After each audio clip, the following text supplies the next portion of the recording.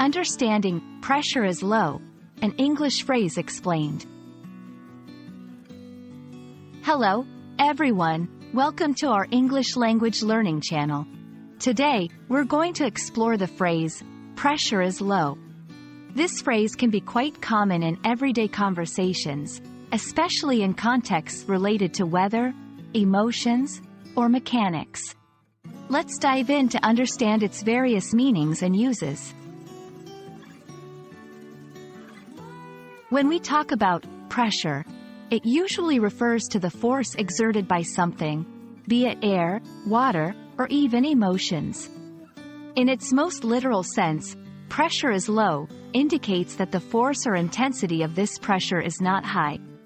In meteorology, for example, this phrase is often used to describe atmospheric conditions. In weather reports, when you hear that pressure is low, it's referring to atmospheric pressure. Low atmospheric pressure often indicates unsettled weather conditions, such as rain, storms, or wind. This information is crucial for understanding weather patterns and for planning activities accordingly.